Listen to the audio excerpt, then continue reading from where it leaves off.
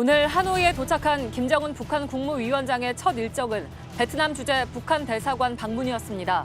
북한 대사관과 김정은 위원장 숙소 앞에 나가 있는 취재 기자들이 자세한 소식 전해드리겠습니다. 김정은 북한 국무위원장은 평양에서 출발한 지 66시간 만에 베트남 동당역에 도착했습니다. 이후 자동차를 이용해서 북미 정상회담 장소인 하노이로 이동했습니다. 김 위원장은 베트남 정부 관계자들과 악수하고 환영 인파를 향해 웃으면서 손을 흔들었습니다. 트럼프 미국 대통령은 잠시 뒤 베트남 노이바이 국제공항에 도착합니다.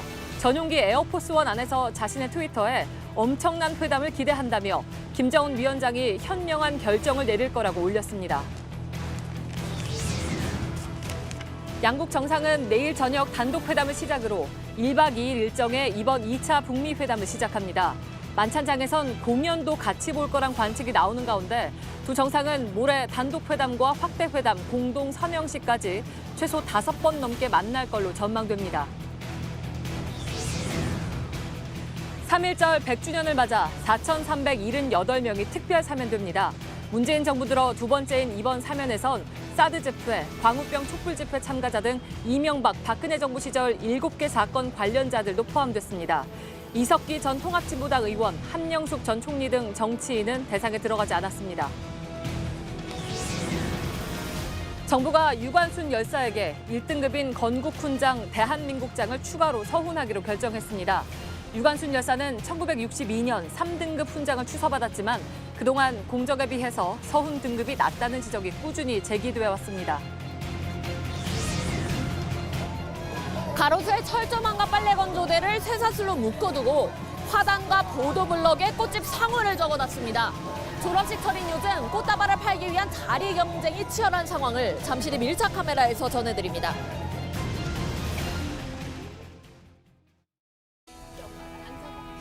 마스크가 필요 없는 세상으로. 내일을 바꾸는 현대 수소전기차.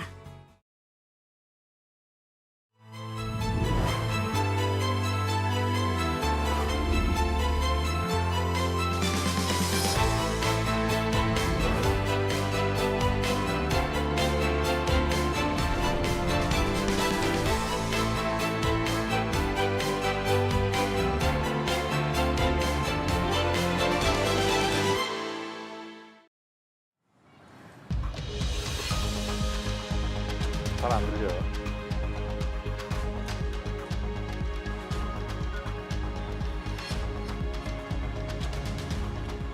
예, 시청자 여러분, JTBC 뉴스룸을 시작하겠습니다. 지금 저희가 나와 있는 곳은 베트남 하노이에 마련된 특설 스튜디오입니다. 오늘부터 사흘 동안 북미 정상회담 소식을 이곳에서 전해드리겠습니다.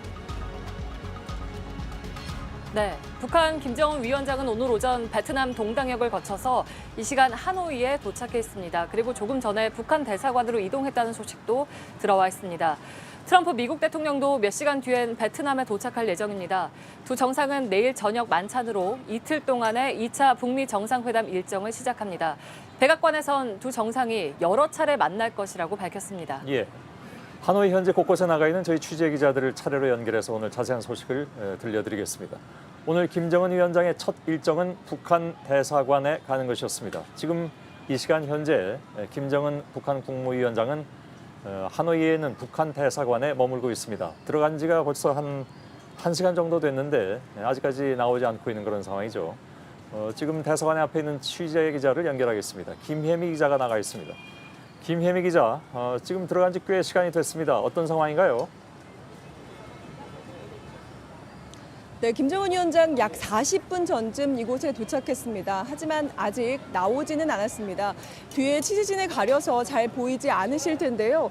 현재 김 위원장이 탄 차량은 그대로 입구 쪽에 세워져 있습니다. 이 주 하노이 북한 대사관은 사거리에 위치해 있습니다. 그래서 김 위원장이 오는 길만 남기고 지금 사방이 전면 통제된 상황입니다. 김 위원장은 차로 입구에 도착해서 내려 걸어서 이렇게 대사관으로 들어갔습니다. 김여정 부부장이나 김영철 부위원장 등 어떤 주요 의미로 봐야 될까요? 참모들과 함께였습니다. 예. 지난 1964년 김일성 주석의 방문 이후에 55년 만에 처음으로 북한 지도자가 이곳을 방문한 겁니다. 지난 싱가포르 정상회담 때 김정은 위원장의 첫 일정은 싱가포르 총리와의 회담이었습니다. 그래서 이번에도 응우엔 베트남 국가주석과의 만남이 첫 일정이 되지 않을까 하는 예측에 무게가 실렸는데요. 하지만 김 위원장이 선택한 첫 공식 방문 일정지는 이곳 북한 대사관이었습니다. 지난해 6월에 중국을 방문했을 때도 주 베이징 북한 대사관을 찾았습니다. 이렇게 처음으로 방문해서 도착한 곳이 북한 대사관이고 이곳에서 북한 직원들을 만나서 격려하는 모습을 보이면서 정상국가 지도자의 이미지를 널리 알리기 위한 그런 행보로 분석됩니다. 예, 북한 대사관은 그 전에도 여러 차례 저희 취재진이 가봤던 곳이죠. 네, 그렇습니다. 저희 취재진 2주 전부터 이 대사관 주변을 여러 차례 둘러봤습니다. 일찍부터 외벽을 새로 칠하는 모습도 눈에 띄었고요. 그리고 경비를 점검하는 모습이 여러 차례 포착되기도 했습니다. 그리고 오늘 낮에 저희 취재진이 다시 한번 들렀을 때는 북한 대사관 앞에 있는 게시판의 내용이 크게 바뀌어 있었습니다.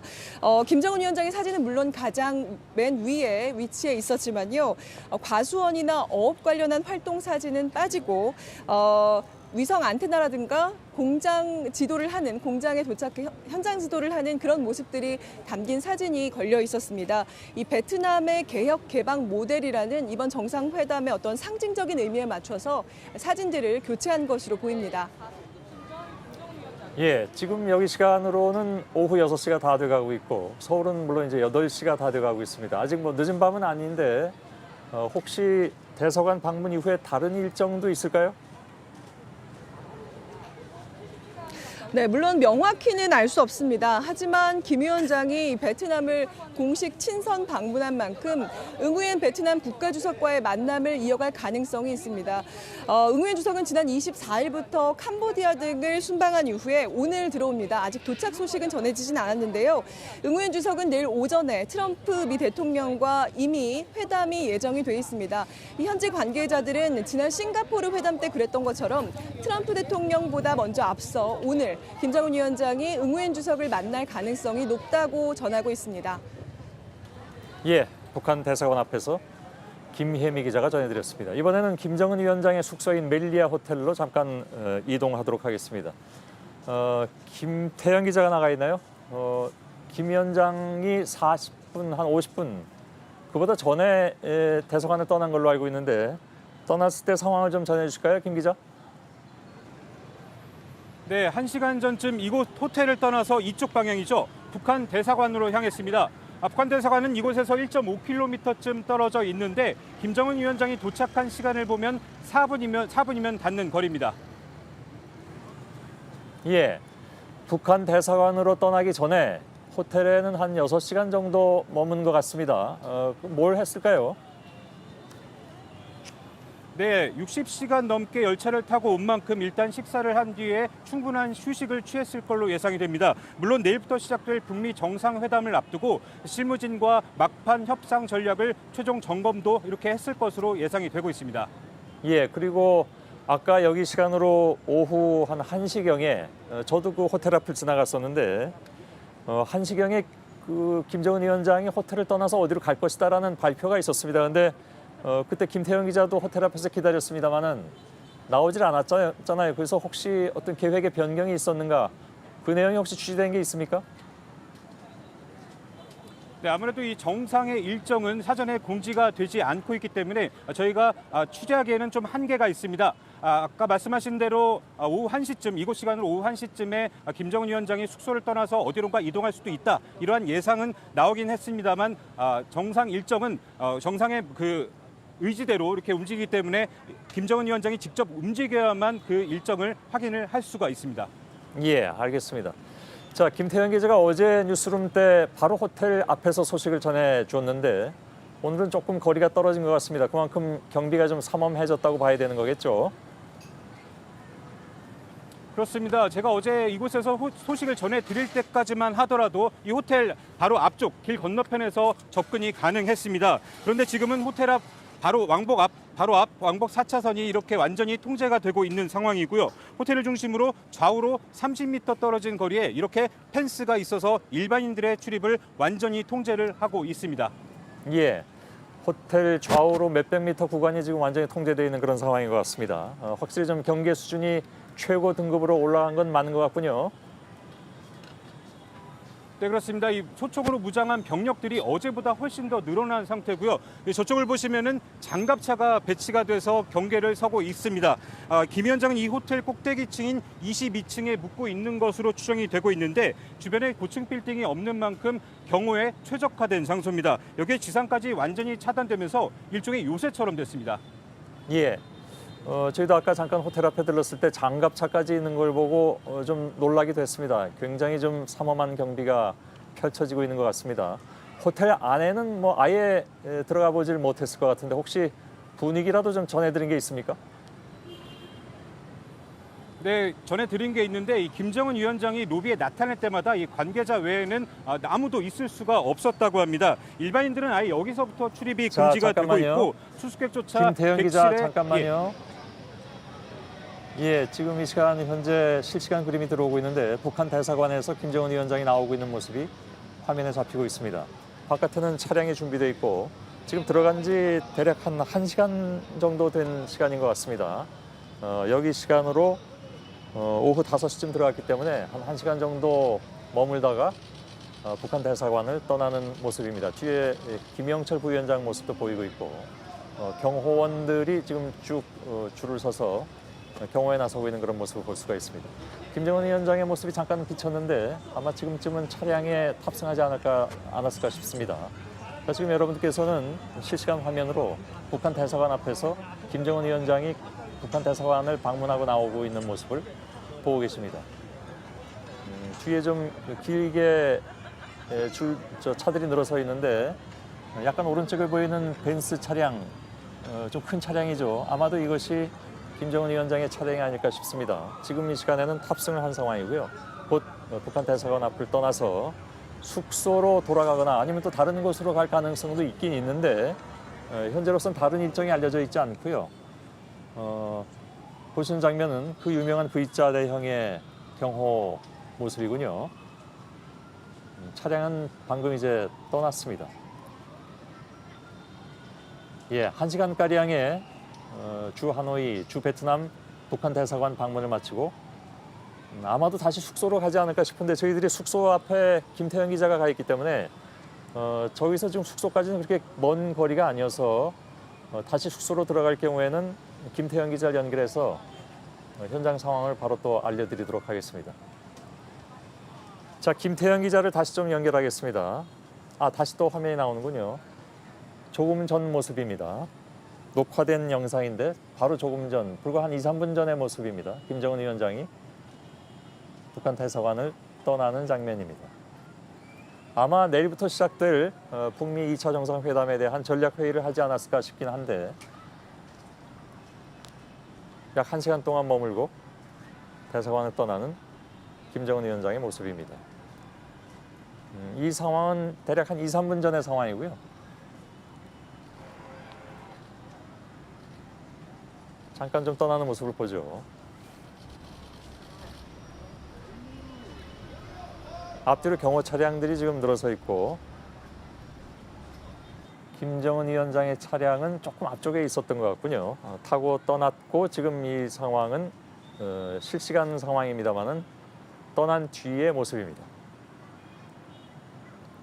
예, 여기는 아직 그 해가 완전히 떨어지진 않았는데 저희들이 육안으로 보기엔 좀 어둑어둑합니다만은 화면상으로는 조금 밝게 나오긴 합니다.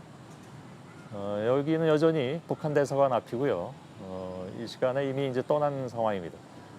다시 숙소에 나가 있는 김태현 기자를 불러보겠습니다. 김태현 기자 나와 있죠? 네. 예. 조금 전에 화면을 통해서 전해드렸습니다만은 김 위원장은 지금 대사관을 떠나서 아마도 숙소로 다시 돌아가지 않을까 싶은데 혹시 그 숙소 앞의 상황이 어떤지 좀 알려주실까요? 네, 조금 전에 제가 소식을 전해드릴 때와 크게 상황은 변하지 않고 있습니다. 만약에 김정은 위원장이 이곳 숙소로 향한다면 아까 숙소에서 북한 대사관까지 갔던 시간이 한 차량으로 4분쯤 걸립니다. 따라서 지금쯤이면은 도착을 했어야 하는데 아직까지 모습을 드러내진 않고 있습니다. 그리고 만약에 김정은 위원장이 이곳으로 오게 된다면은 이미 이 펜스가 이쪽 인도를 따라서 다시 이렇게 세워지고 이쪽 인원들이 다시 이쪽 인도로 빠져나야 되는 상황입니다. 그런데 여전히 지금 이 아까와 상황이 같아서 아마도 김정은 위원장이 다른 데를 또 들릴 수도 있는 가능성이 현재는 있습니다.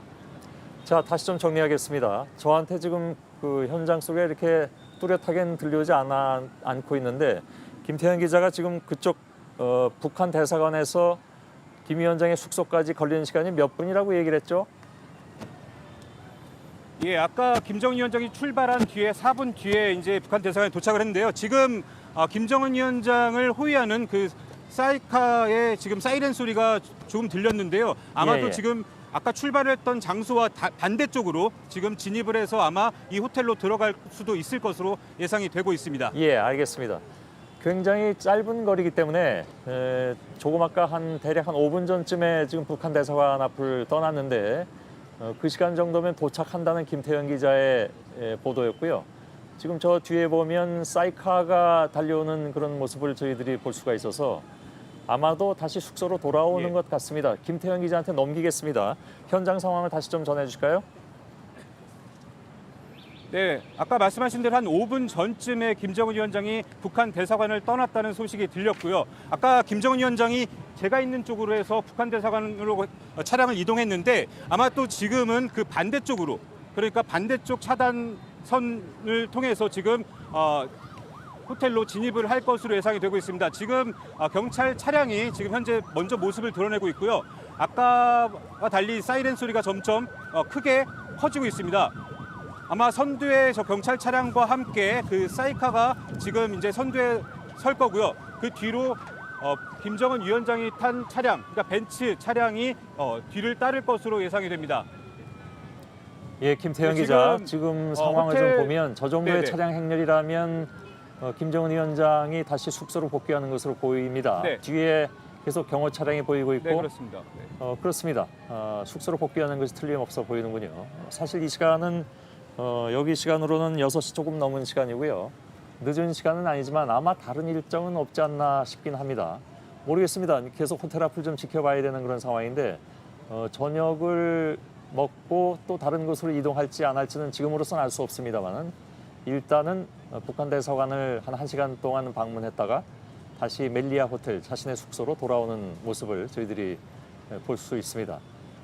계속해서 경호 차량들이 앞에 쭉 줄지어서 오고 있고요.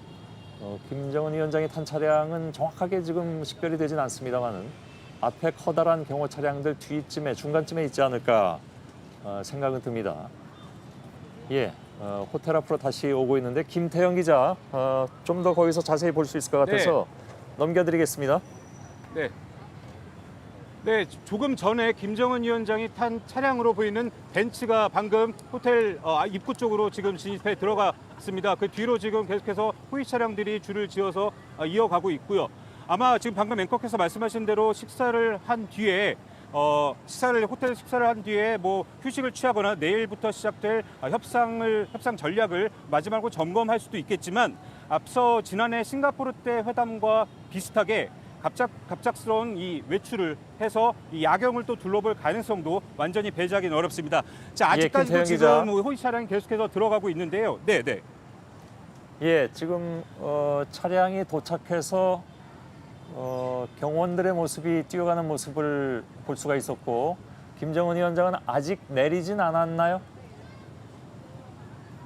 아마 보통 이 정상의 동선상 김정은 위원장의 벤츠가 도착하자마자 바로 김정은 위원장은 내려서 로비로 들어갔을 것으로 보입니다.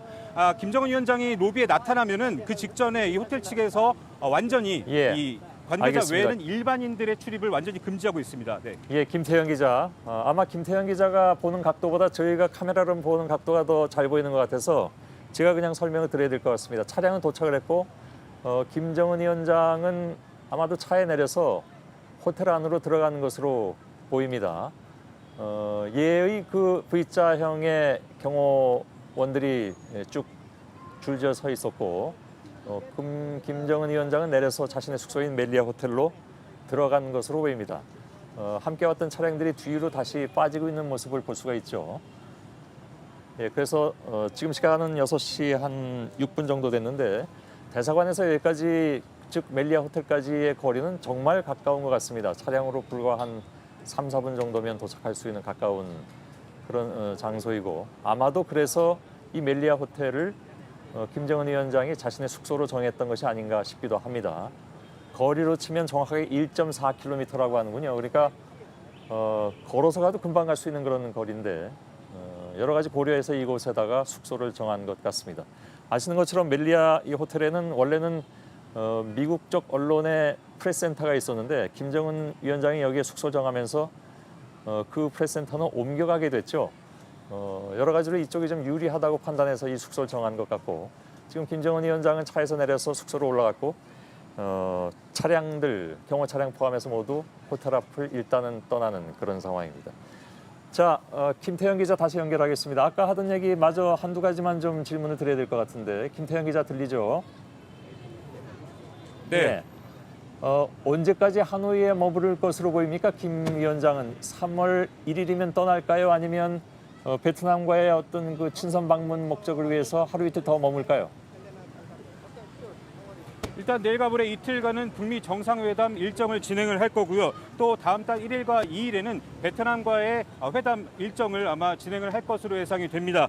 앞서 베트남 정부가 다음 달 2일 동당 지역 주민들에게 하루 종일 이 통행을 하지 말라고 통보를 한 바 있습니다. 그리고 또 여기 이 멜리아 호텔 측도 3일까지는 이 로비에 보안 검색대를 설치해 운영할 거라고 밝혔는데 아마도 이 김정은 위원장이 여기서 최소한 다음 달 2일까지는 묵을 것으로 예상이 되기 때문에 이렇게 호텔 측이 조치를 취한 것으로 보입니다. 그렇군요. 이게 결코 짧은 기간이 아닙니다. 특히 이제 김 위원장의 해외 방문 일정을 보면 아마 이번 방문이 가장 길지 않을까 싶긴 합니다. 왜냐하면 열차로 떠나서 왔던 시간들도 있으니까요. 북한 대사관 말고 갈 것으로 예상되는 것들이 또 있죠. 네, 그렇습니다. 일단 내일 우선 북미 회담장인 메트로폴 호텔과 그 인근에 영빈관이 있고요. 내일 만찬 장소로 꼽히고 있는 오페라 하우스도 있습니다. 또 이 좀 더 범위를 넓혀보면은 삼성전자 스마트폰 공장이 있는 박린성 그리고 하롱베이와 하이퐁 등도 여전히 후보지로 거론이 되고 있습니다.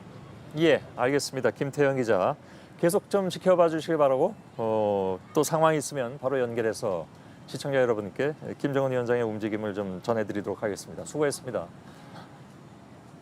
아침에 도착해서 지금 이 시간까지 대부분의 시간은 물론 한 6시간 정도는 휴식을 취한 것으로 알려지고 있고 여기 시간으로 저녁 한 5시경 그러니까 서울 시간으로는 저녁 7시경이 되겠습니다만은 나와서 호텔을 나와서 북한 대사관으로 갔다가 1시간 정도를 지내고 지금 다시 멜리아 호텔 자신의 숙소로 복귀한 상황입니다.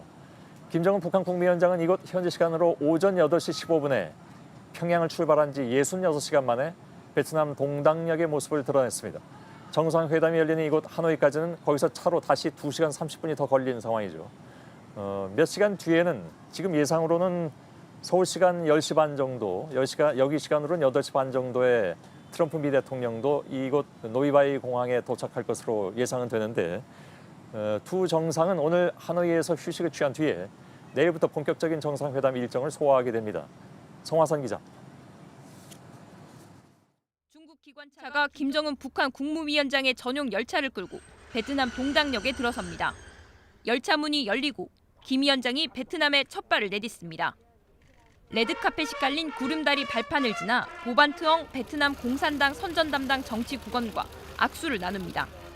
이때 열차 문 뒤에 있던 통역관이 급히 뛰쳐나와 통역을 시작합니다. 김 위원장은 긴 여행으로 피곤한 듯 보였습니다.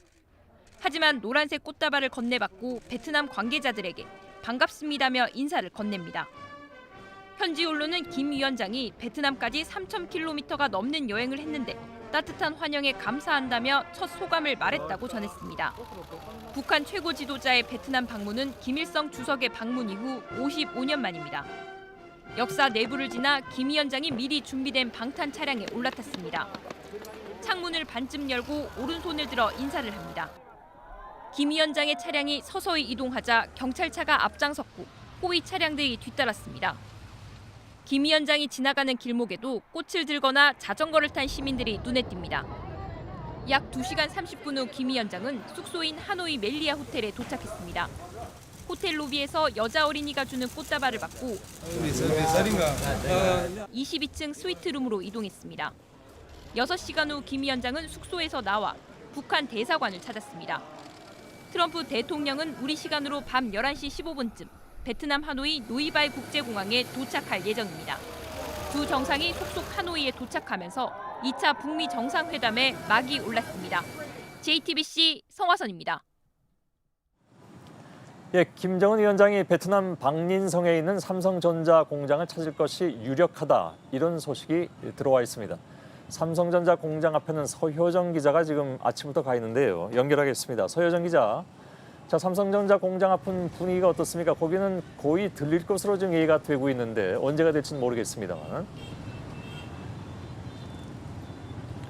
네, 일단 오늘 공장은 평상시처럼 돌아갔습니다. 지금 제 뒤로 보시면 공장에 출근을 했다가 오토바이를 타고 퇴근하는 행렬들을, 이 직원들의 모습들을 보실 수가 있습니다. 오전까지는 제가 여기 머물러 봤는데 공안들이 이 주변을 지키면서 뭐 경비를 서고 이런 모습들을 좀 볼 수가 있었는데요. 경계가 그렇게 삼엄하지는 않았습니다. 앞서 현지 핵심 관계자는 저희 JTBC 취재진에게 이 김정은 위원장이 이곳 방린에 있는 삼성전자 공장을 방문할 것이다, 이런 얘기를 전해왔습니다. 예, 그래서 사실은 오늘 여기 시간 1시, 서울 시간 3시쯤에 김정은 위원장이 갑자기 바깥으로 나간다는 발표가 있었을 때 혹시 방린에 있는 삼성 공장을 가는 것이 아니냐, 그런 얘기가 돌기도 했습니다. 그러나 결국 이제 불발이 됐고요.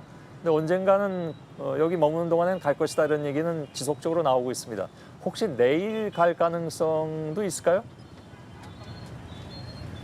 예, 그럴 가능성도 있어 보입니다. 내일 트럼프 대통령과의 만찬 전에 김정은 위원장의 일정이 비어 있습니다. 그렇기 때문에 그 시간대 이곳 방린에 있는 삼성전자 공장을 방문할 수도 있어 보입니다. 지금 현재는 이 김정은 위원장의 방문을 유력하다고 보는 그런 전망도 있지만 또 이 오지 않을 것이다, 이렇게 보는 얘기도 존재하기는 합니다. 앞서 지난해 평양 정상회담에서 북한 측은 이 삼성전자와의 경협에 대해서 이런 제안을 한 바가 있습니다. 북한 측이 삼성전자와의 경협을 대단히 관심 있게 보고 있다는 건데요. 그렇기 때문에 이 김정은 위원장이 이곳 이 삼성전자 공장을 방문을 하게 된다면 그 의미가 적지 않을 것이라는 이런 분석이 나오고 있습니다.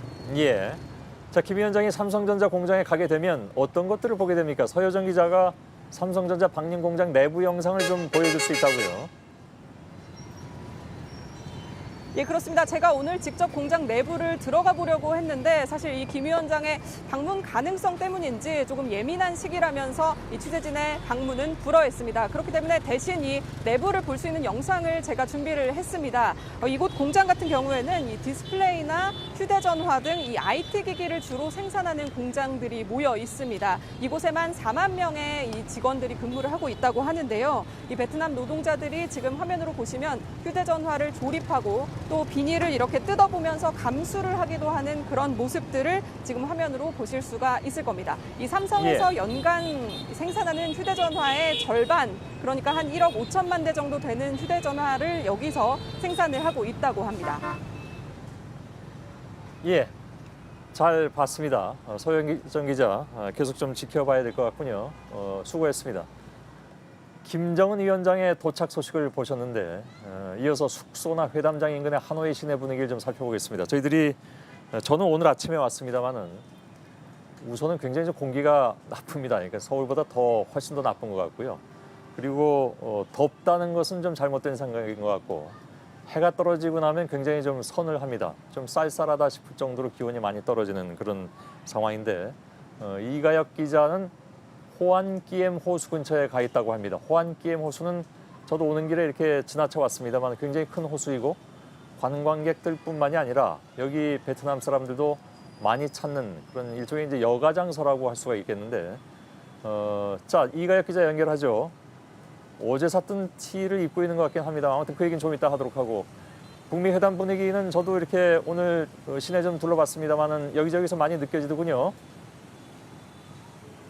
네, 말씀하신 대로 저는 호안끼엠 호수에 나와 있습니다. 이 호수를 둘러싸고 산책로가 잘 조성이 돼 있어서 관광객뿐만 아니라 이곳 하노이 시민들도 산책을 하러 또는 운동을 하러 자주 나오는 여가 명소이기도 합니다. 그리고 이쪽에 대형 스크린 설치가 되어 있습니다. 밑에는 하노이 더 시티 for 피스, 그래서 평화의 도시 하노이, 이렇게 해서 계속해서 하노이를 홍보하는 영상도 주말부터 나오고 있고요. 또 가로등 곳곳에는 북한 인공기, 미국 성조기, 그리고 베트남 국기 3개가 나란히 걸린 북미회담 홍보물도 볼 수가 있습니다. 제 반대편 건물 한번 비춰주시면요.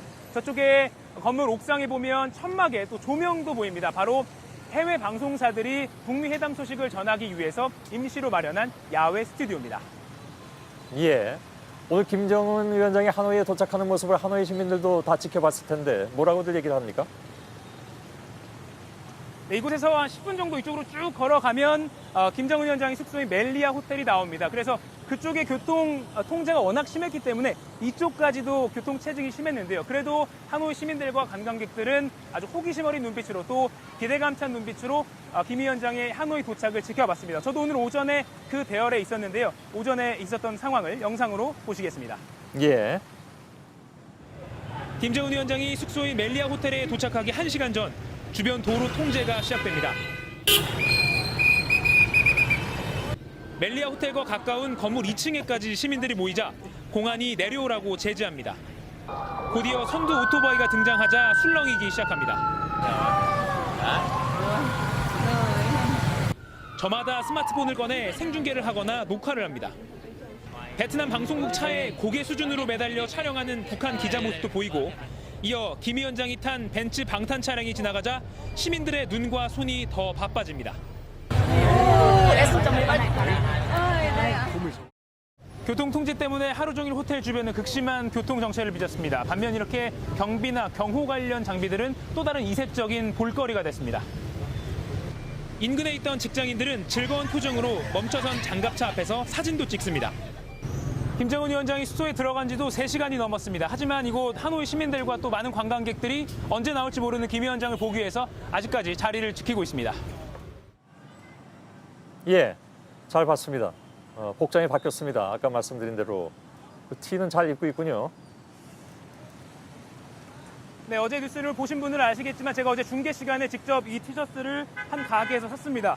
베트남 돈으로 10만 동, 그러니까 우리나라 돈으로 하면 5천 원 정도 이걸 샀는데요.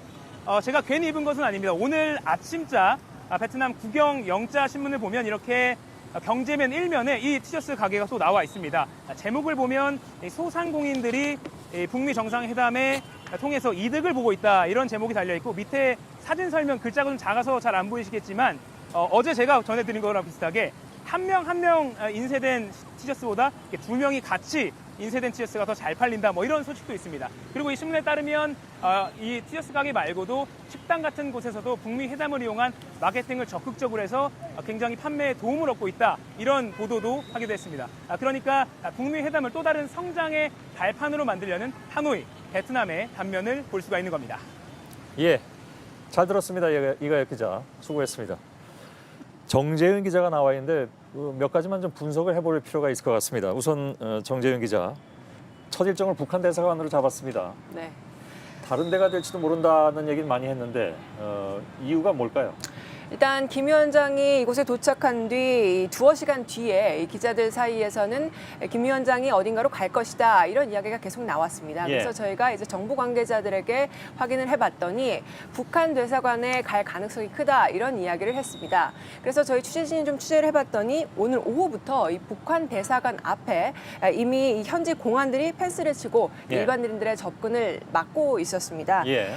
북한 대사관은 뭐 아시다시피 이달 중순부터 이 개보수 작업을 하고 있었고요. 이 때문에 김 위원장이 이곳에 방문하면 꼭 한번 들릴 것이다, 이런 이야기가 나왔었습니다. 예, 다른 곳을 방문해서, 그러니까 뭐 중국이죠. 다른 곳이라고 네네. 중국인데 중국에서 혹시 북한 대사관을 방문한 적이 있나요? 그렇습니다. 지난해 6월 3차 방중 때 바로 북한 대사관에 간 적이 있습니다. 예, 이때 다른 국가를 방문해서 가장 먼저 북한 직원들을 찾은 건데 정상 국가로서의 이미지를 보여주려고 한 거 아니냐, 이런 분석이 나왔었고요. 특히 지금 진행되고 있는 북미 간의 협상과도 관련이 있다, 이런 이야기도 나오고 있습니다. 왜냐하면 지금 어느 정도 협상에 대한 결론이 나왔기 때문에 지금 도착 후에 조금 여유로운 모습을 보이고 있다, 이런 분석도 나오고 있습니다. 예. 지금 전용 열차로 66시간을 달려왔고 네. 차량으로 또 한 2시간 반, 그러니까 거의 한 70시간 가까운 여행을 했습니다. 우리 취재진도 동당역에 이틀 전부터 나가 있었죠. 그렇습니다. 이 동당역은 이곳 하노이 시내에서 약 한 3시간 이상 걸리는 거리에 떨어져 있습니다. 그런데 김 위원장의 도착을 앞두고 이곳이 전면 통제될 것이다. 이런 이야기가 나오면서 저희 취재진도 이틀 전부터 그곳에 내려가 있었는데요. 예. 실제 어제부터는 일부 구간을 차단한다는 그런 정부 공지가 나왔습니다. 예. 김 위원장 도착 때 혹시 뭐 눈에 띄는 다른 점 같은 건 있었습니까? 네, 정말 많은 시민들이 동당역 주변에서 환영하는 모습을 그런가요? 볼 수 있었는데요. 시내 곳곳에 서서 이 국기나 또는 꽃을 흔드는 모습 그리고 손을 흔드는 모습도 쉽게 볼 수가 있었고요.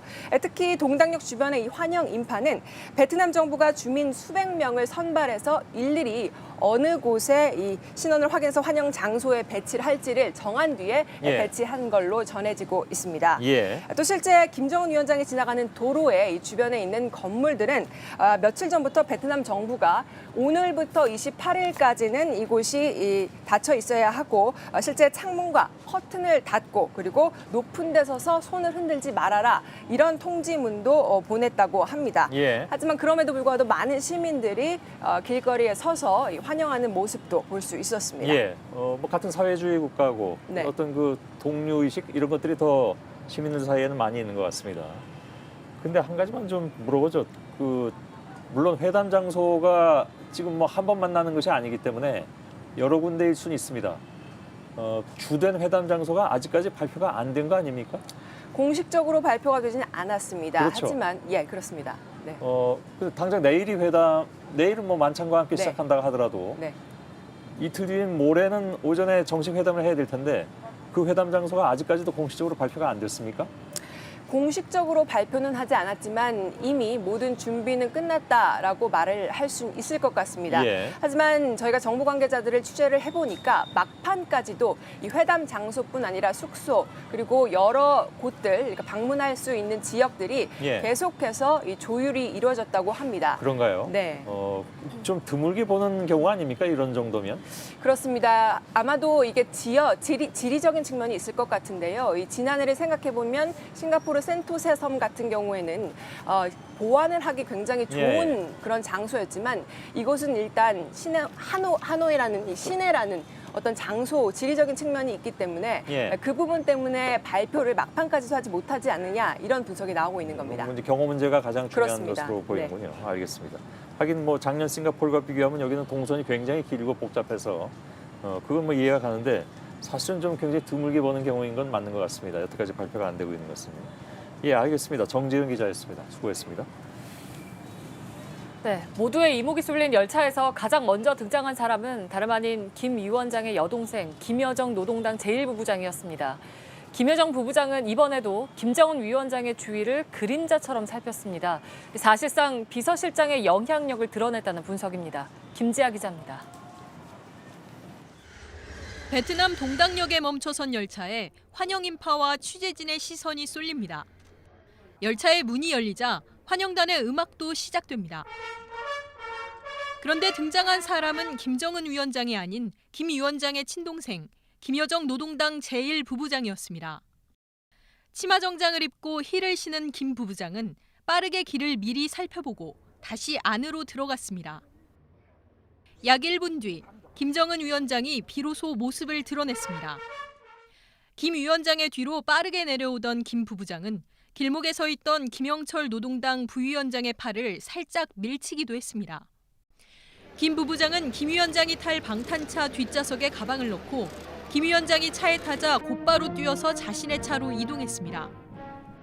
김 위원장의 동선을 직접 챙기며 그림자처럼 최전방에서 김 위원장을 보좌한 겁니다. 김 부부장의 그림자 의전은 오늘 새벽 열차가 잠시 정차했던 난닝역에서도 확인됐습니다. 담배를 피는 김 위원장 옆에서 두 손으로 공손하게 잿더리를 들고 있는 모습이 포착된 겁니다. 싱가포르에서 열린 1차 북미 정상회담에서 또 평양에서 열린 남북 정상회담에서도 보여줬던 김여정 부부장의 가장 가까운 비서실장 역할이 베트남에서도 그대로 드러났습니다. JTBC 김지아입니다.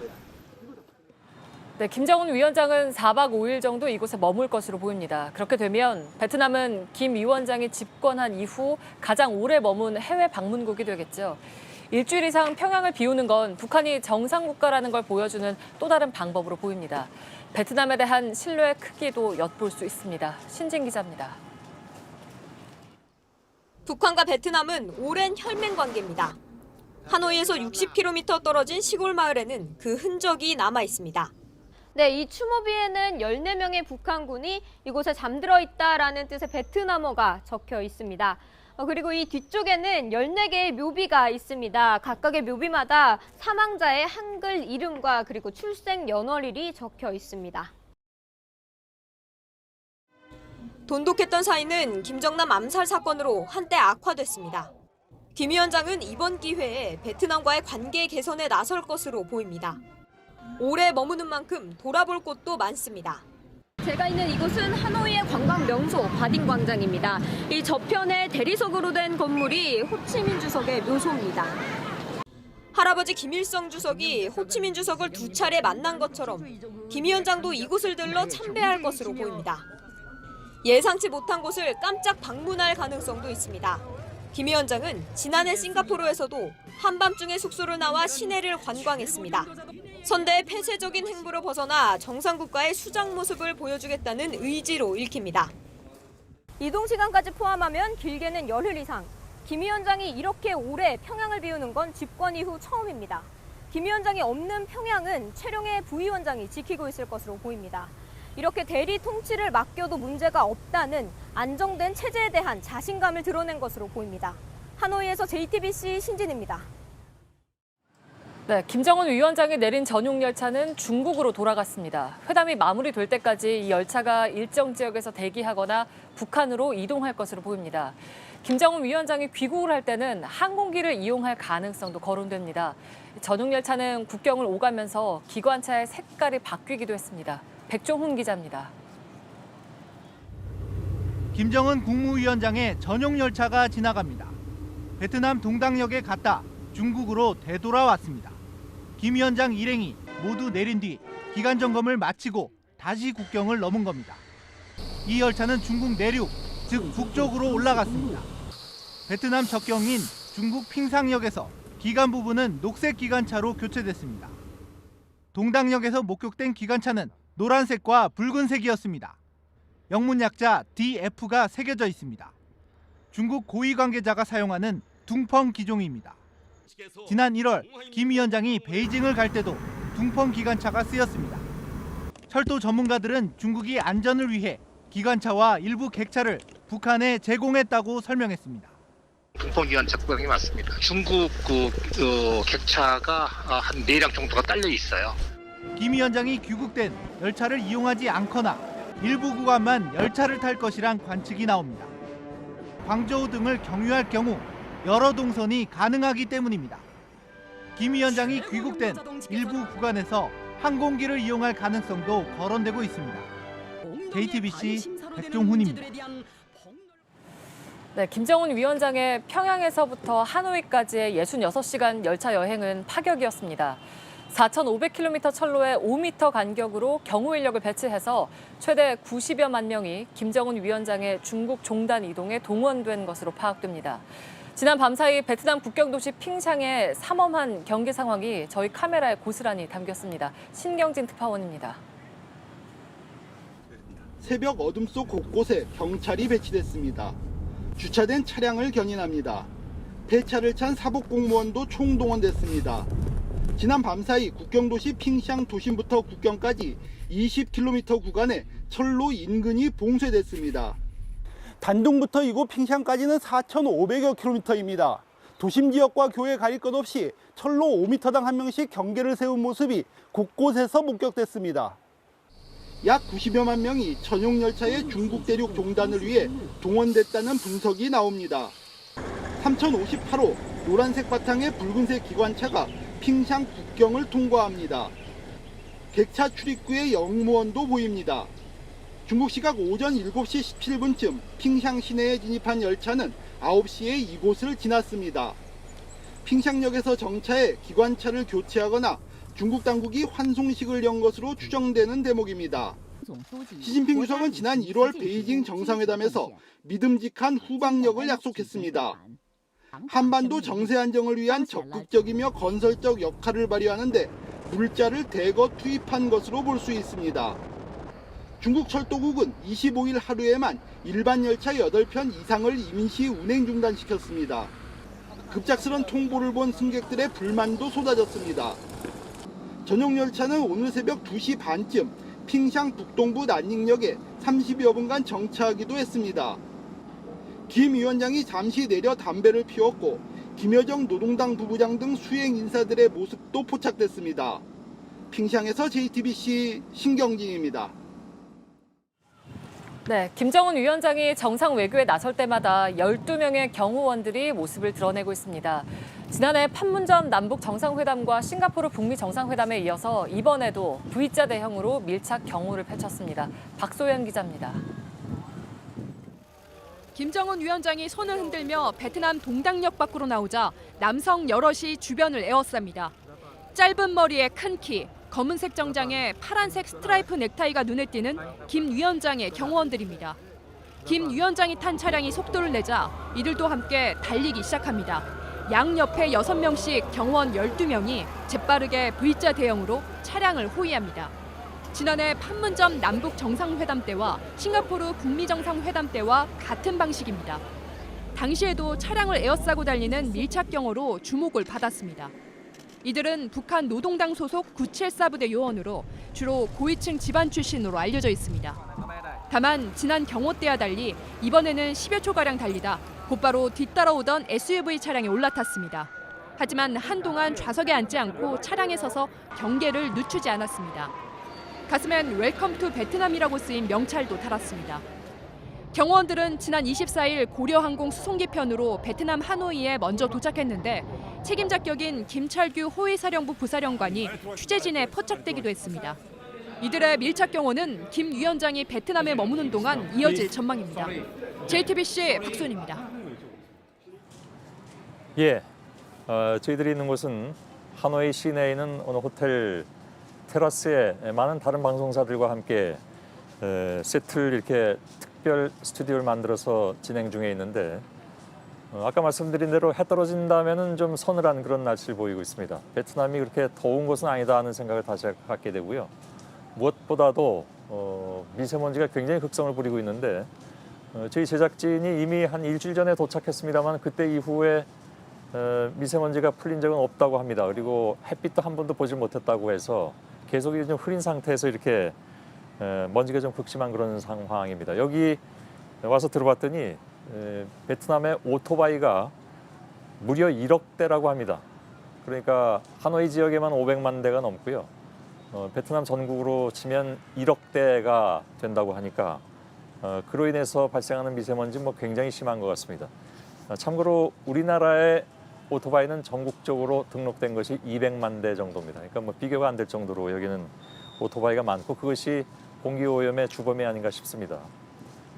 날씨는 계속 그런 흐려 있는 상태고 한데 글쎄요, 먼지나 날씨나 이것과 상관없이 북미 회담은 좀 아주 깨끗하게 잘 끝났으면 하는 생각을 다시 하게 됩니다. 저희 제작진이 마련한 특설 세트에서 지금 뉴스룸을 진행해 드리고 있습니다. 트럼프 미 대통령의 전용기 에어포스 원이 워싱턴을 출발한 지 이제 17시간이 좀 넘는 그런 상황입니다. 전용기에서는 트위터에 매우 생산적인 회담을 고대한다 이렇게 기대감을 드러내기도 했죠. 베트남 현지에 먼저 도착해 있는 핵심 참모들에게 실시간 보고도 받고 있는 것으로 알려졌습니다. 도착 예정지인 베트남 노이바이 공항을 잠깐 연결하겠습니다. 워싱턴에 있던 김현기 특파원이 먼저 여기에 와 있습니다. 자, 노이바이 공항 바깥쪽에 있는 건가요? 예, 지금 노이바이 국제공항에 나와 있습니다. 제가 보이는 뒷문이요, 바로 귀빈용 차량이 출입을 하는 문입니다. 트럼프 대통령이 도착을 하게 되면 바로 이 문을 나와서 바로 숙소인 메리어트 호텔로 향하게 될 것으로 예상이 됩니다.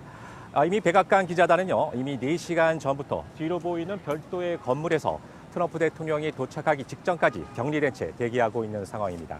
예. 저희는 지금 JTBC 취재진은 밖으로 나와서 약 200m 뒤쪽으로 보이는 활주로에 트럼프 대통령의 전용기인 에어포스 원이 도착하는 모습을 기다리고 있습니다. 예. 혹시 에어포스 원의 도착 시간은 좀 확인이 됐습니까? 예, 지금으로서는 앞으로 2시간 반 정도 후인 한국 시간 밤 11시 15분쯤 도착할 것으로 예상이 되고 있습니다. 트럼프 대통령을 활주로에 내린 뒤 별도의 행사 없이 바로 대통령 전용 차인 비스트를 타고 트럼프 대통령의 숙소인 메리어트 호텔로 이동할 것으로 예상이 되고 있습니다. 다만 별도의 교통 통제가 이뤄지기 때문에 여기서부터는 약 30분가량 소요될 것으로 예상이 됩니다. 현재로선 트럼프 대통령이 메리어트 호텔에 도착한 뒤 별도의 일정 없이 휴식을 취할 것으로 예상되고 있습니다. 예. 에어포스 원에는 지금 어떤 사람들이 같이 타고 있는지 확인이 되는지요? 예, 에어포스 원에는 트럼프 대통령 이외에 샌더스 백악관 대변인, 멀비아니 대통령 비서실장 대행 등이 타고 있습니다. 다만 주목할 점은 싱가포르 1차 정상회담 때와는 달리 폼페이오 국무장관 그리고 존 볼튼 백악관 국가안보 보좌관이 동승하지 않고 있다는 사실입니다. 폼페이오 장관의 경우는 이미 반나절이죠. 반나절 전에 오늘 오전에 하노이에 도착해서 김영철 북한 노동당 부위원장과 접촉을 시도하고 있는 것으로 알려지고 있습니다. 폼페이오 장관의 경우는 이 하노이 회담이 끝난 직후인 28일 저녁에 별도로 필리핀으로 향할 일정이 있기 때문에 자신의 전용기를 타고 이곳에 도착한 것으로 보입니다. 다만 존 볼튼 보좌관의 경우 국내 일부 언론 보도에서 에어포스 원을 같이 동승할 것이다 이런 보도가 있었는데요. 오늘 아침에 숙소의 메리어트 호텔에서 아침 식사를 마치고 방으로 돌아가는 볼튼 보좌관을 제가 직접 목격했습니다. 아, 그런가요? 볼턴이 에어포스에 타지 않은 건 왜 그럴까요? 네, 강경파 볼튼의 경우는 그동안 대북 선제 타격론이라든지 리비아식 핵폐기론을 강하게 주장했던 사람인데요. 트럼프 대통령이 북한이 존 볼튼 보좌관에 대해서 갖고 있는 반감, 이런 저항감을 고려해서 배려한 것이 아닌가 이렇게 추정이 되고 있습니다. 또 존 볼튼 보좌관의 경우는 내일로 예정된 만찬에도 참석하지 않는 것으로 여겨지고 있습니다. 또 한편으로 오늘 오전에 갑자기 김정은 위원장의 숙소인 멜리아 호텔에 설치되기로 돼 있던 백악관 기자단의 프레스 센터가 급거 국제 미디어 센터로 옮겨졌는데요. 이런 결정을 하게 된 배경도 같은 맥락으로 이해할 수 있겠습니다. 예. 자, 트럼프는 원래 그 중요 행사 전에 뭔가 좀 트위터를 통해서 메시지를 던지곤 하는데 이번에도 관련한 메시지를 내놨죠? 예, 예상대로 트럼프는 에어포스 원 기내에서 트위터를 통해서 내가 지금 김정은 위원장의 만남을 위해 베트남으로 가고 있다. 아주 건설적인 회담이 될 것으로 고대하고 있다라고 말했습니다. 또한 트럼프 대통령은 출국 직전에 밝힌 트위터를 통해서도 지금 김정은 위원장이 현명한 결정을 할 것으로 기대하고 있다. 북한은 항상 급격한 경제 성장을 이룰 준비가 돼 있다라는 말을 했습니다. 이는 늘 트럼프 대통령이 항상 하는 말이긴 합니다. 다만 막판 협상이 진행 중인 상황에서 이런 말을 한 것은 북한에 대해서 보다 유연한 조치를 촉구하는 그런 메시지를 담았다 이렇게 해석할 수 있겠습니다. 예, 알겠습니다. 하노이의 노이바이 공항에 나가 있는 김현기 기자가 전해드렸습니다. 자, 반나절 만에 끝난 1차 싱가포르 회담과는 달리 이번 2차 회담은 1박 2일 동안 열립니다. 두 사람은 최소한 5번 이상 만날 것으로 예상됩니다. 심수미 기자가 내일부터 시작되는 북미 회담의 흐름을 간략하게 좀 정리해드리겠습니다.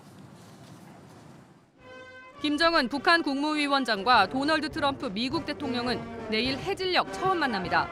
세라 샌더스 백악관 대변인은 하노이로 향하는 전용기 안에서 기자들을 만나 두 정상이 27일 저녁 간단한 단독 회담 이후 만찬을 한다고 말했습니다.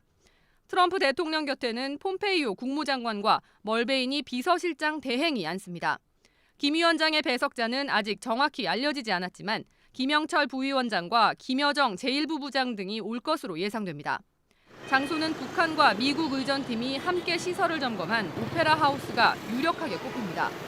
오페라 하우스에서는 공연만 본 뒤 인근 영빈관으로 이동해 식사를 할 수도 있습니다. 28일에는 단독 회담과 공식 오찬, 확대 회담을 거쳐 공동 서명식이 예정돼 있습니다. 여기에 산책을 하는 등 깜짝 이벤트가 벌어질 가능성도 있습니다. 트럼프 대통령은 내일 낮 베트남 주석 총리를 연달아 만나고 모레 김 위원장과의 회담 직후 미국으로 떠납니다. 김 위원장은 다음 달 2일까지 머물며 북베트남 정상회담과 산업 현장 시찰 등의 일정을 소화할 전망입니다. JTBC 심수희입니다. 예, 회담 일정은 어느 정도 이렇게 윤곽이 나왔지만 여전히 아까 말씀드린 대로 회담장이 어디가 될지는 공식적으로 발표가 없습니다. 물론 유력한 후보지에선 오늘도 회담 준비를 볼 수 있는 그런 움직임들이 많이 포착이 됐습니다. 어제에 이어서 김소연 기자가 메트로폴 호텔 앞에 나가 있는데 잠깐 좀 연결하겠습니다. 김소연 기자, 제가 낮에 메트로폴 호텔을 잠깐 들렀다 왔는데 아무런 움직임이 없는 것처럼 보였습니다. 저한테는. 물론 경비 병력은 서 있었습니다만은. 오늘 상황이 어땠습니까? 전체적으로? 네, 우선 제가 호텔 바깥쪽부터 좀 보여드리면요. 지금 베트남 국영방송인 VTV의 중계차가 아예 자리를 잡았습니다.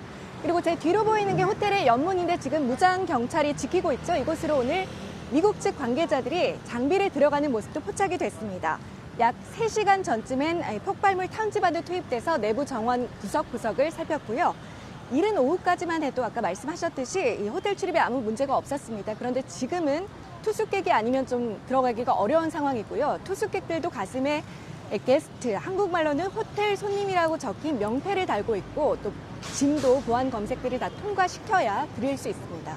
아, 그렇군요. 그렇다면 이제 회담 장소로 매우 유력하다고 이렇게 봐도 될 것 같습니다. 그러니까 김소연 기자가 얘기한 대로 낮에는 아무나 다 들어갔습니다. 그래서 저도 들어가 봤더니 호텔이 이렇게 크진 않은데 이게 100년이 넘은 호텔이라고 하더군요. 좀 유서 깊은 오래된 호텔이고 시설 같은 것도 굉장히 좀 오래된 그런 분위기가 나와서 뭐랄까요, 정상회담 하기에는 충분히 할 수 있겠다 싶지만 좀 작게는 느껴지던데 어떨까요?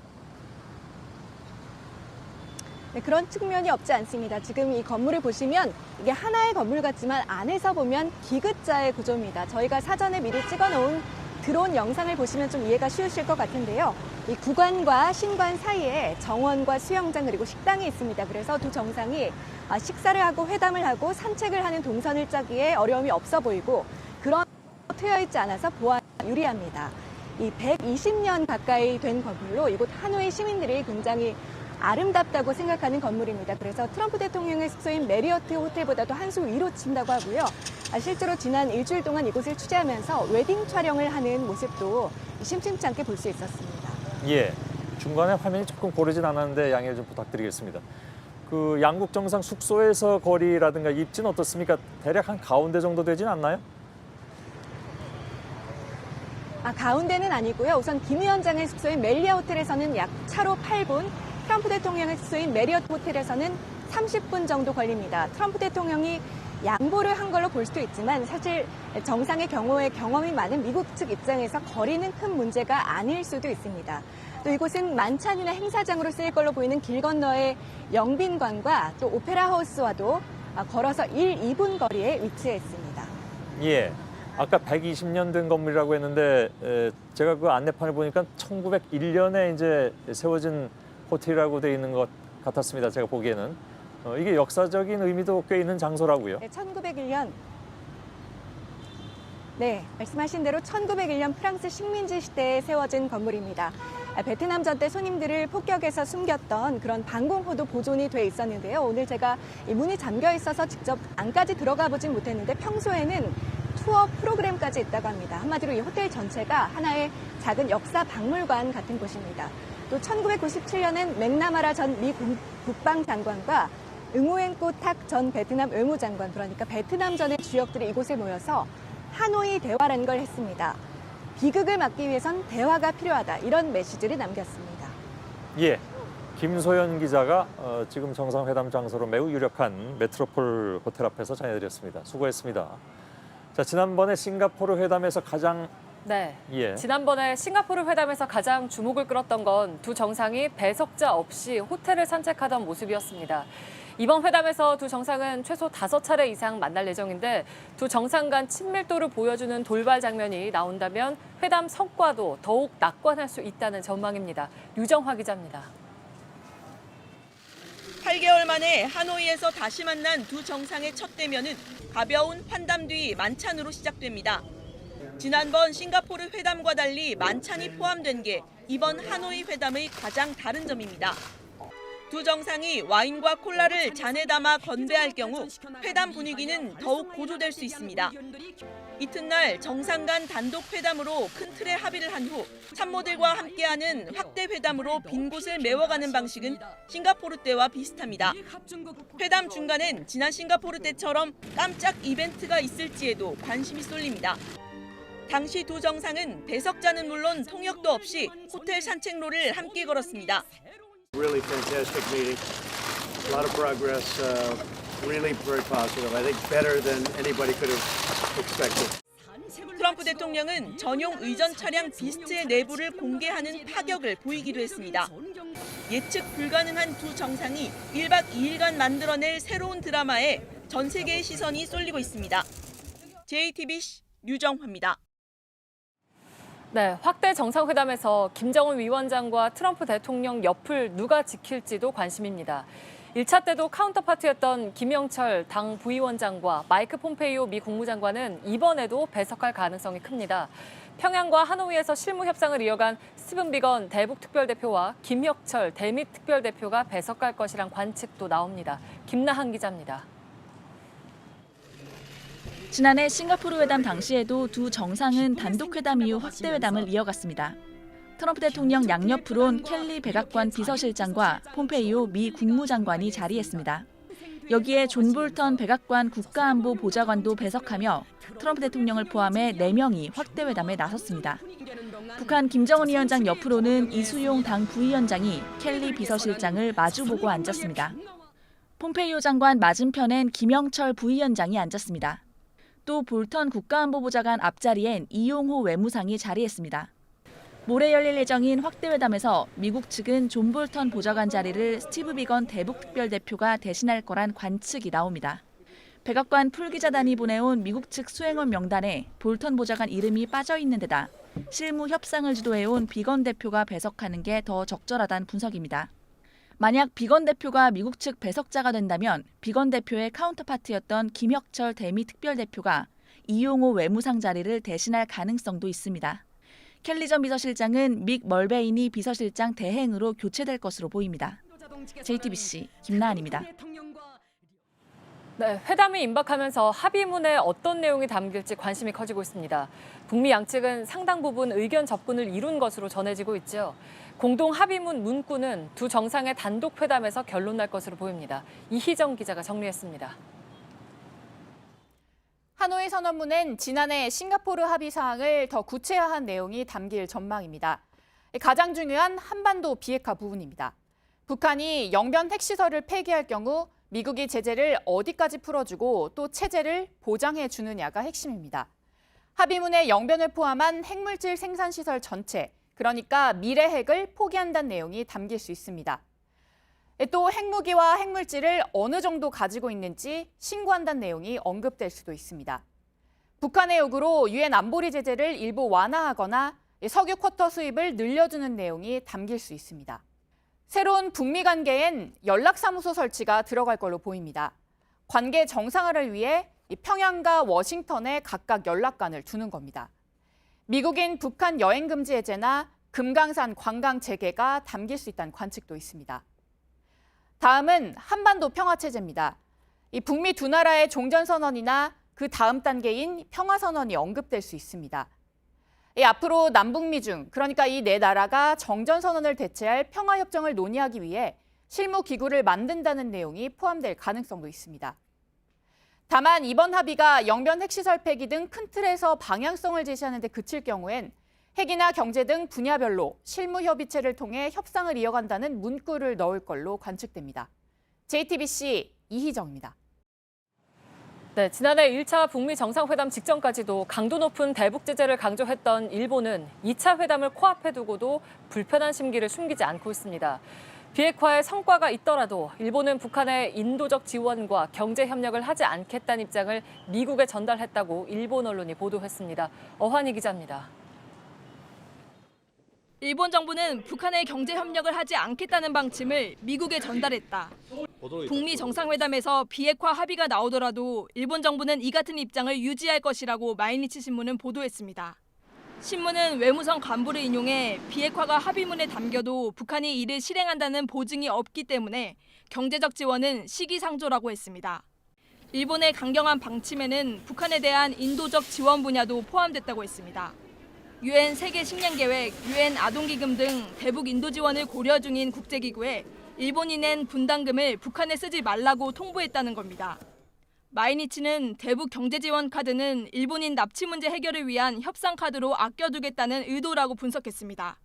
앞서 아베 총리는 지난 20일 트럼프 대통령과의 통화에서 안이하게 타협해선 안 된다는 뜻을 전하는 것으로 알려졌습니다. 대북 인도적 지원, 경제 협력 등을 일본의 협상 카드로 활용하는 것이 한반도 화해 분위기 속에서 도리어 재팬 패싱을 가속화하고 있다는 지적입니다. JTBC 어환입니다. 예, 이곳 베트남 하노이에 마련된 특설 스튜디오에서 뉴스룸을 진행해드리고 있습니다. 자, 지금부터는 하노이 소식은 잠시 접어두고 다른 소식을 또 중심으로 전해드리겠습니다. 3.1절 100주년을 맞아 실시되는 특별 사면 대상자가 발표가 됐죠. 이번이 두 번째인 문재인 정부의 특사는 사회 갈등 봉합과 약자 배려에 초점을 맞췄다는 얘기입니다. 구체적으로 보면 이명박 박근혜 정부 시절에 시국 집회에 참가했던 이들을 포함해서 모두 4,378명이 사면 복권됩니다. 정치인 등은 이번에 포함되지 않았습니다. 강보들 기자입니다. 이번 특별 사면엔 이명박 박근혜 정권 시절 7개 사건과 관련돼 처벌받은 이들이 포함됐습니다. 사드 관련 집회, 한일 위안부 합의 반대 집회 참가자나 쌍용차 파업 사태 관련자 등 모두 107명입니다.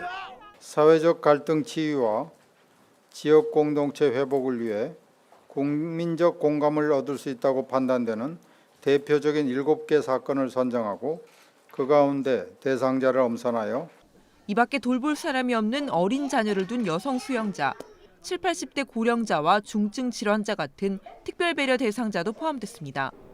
오랜 가정폭력에 시달리다 우발적으로 가해자를 죽거나 다치게 한 사람들도 사면됩니다. 다만 경각심을 높일 필요가 있는 음주와 무면허 운전 사범은 제외됐습니다. 사면 복권 여부가 주목받았던 이석기 전 통합진보당 의원, 한명숙 전 총리, 이광재 전 강원지사 등 정치인과 경제인은 포함되지 않았습니다. JTBC 강보들입니다. 예, 3.1운동 하면 떠오르는 인물이 바로 유관순 열사죠. 정부가 유관순 열사에게 최고 등급의 건국 훈장 대한민국장을 추가로 서훈했습니다. 유관순 열사에게 추서된 3등급 훈장이 공적에 비해서 너무 낮다는 지적에 따른 것입니다. 이서준 기자입니다. 문재인 대통령은 백범김구 기념관에서 국무회의를 주재했습니다. 3.1운동과 임시정부 수립 100주년을 기념하기 위해서입니다. 오늘 회의에선 유관순 열사에게 최고 등급인 건국훈장 대한민국장을 추가로 서훈하기로 결정했습니다. 유관순 열사가 3.1 독립운동의 표상으로 국민들 속에 각인되어 있다는 사실만으로도 1등급 서훈의 자격이 충분하다고 생각합니다. 정부는 1962년 유관순 열사에게 3등급인 건국훈장 독립장을 추서했습니다. 유관순 열사의 공적에 비해 등급이 낮다는 지적이 나오자 3.1운동 100주년을 맞아 추가로 1등급 훈장을 서훈한 겁니다. 문 대통령은 국무회의에 앞서 김구 선생 묘역과 이봉창, 윤봉길, 백정기 3의사묘역, 안중근 의사묘역 등을 차례로 참배했습니다. 건국훈장 대한민국장은 3.1절 기념행사 때 문 대통령이 유관순 열사 유족에게 직접 전달합니다. JTBC 이서준입니다. 예, 어제부터 서울 광화문 광장 근처 큰 건물에는 폭 20m가 넘는 큰 태극기들이 걸렸습니다. 그런데 이 태극기 모양이 각양각색입니다. 이상하다는 문의도 쇄도하고 있다는데 어떻게 된 일인지 백민경 기자가 취재했습니다.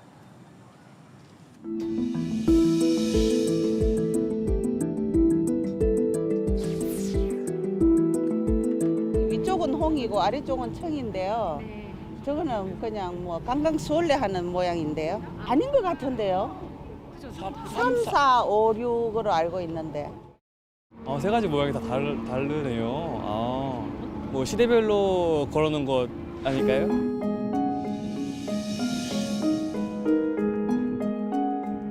색깔도 달라. 색깔도 달라? 달팽이 모양처럼. 어느 게 맞는 거예요, 세 개 중에? 저기 있는 태극기요.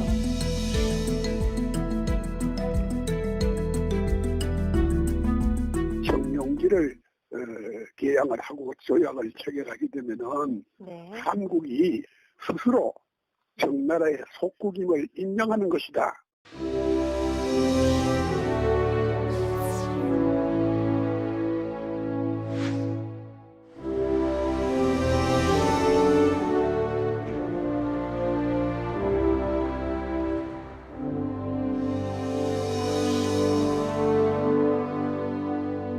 궁극적으로 전국적으로 들고 일어났을 때 모두 다 태극기를 만들어가지고 마구 흔들면서 독립만세를 불렀죠.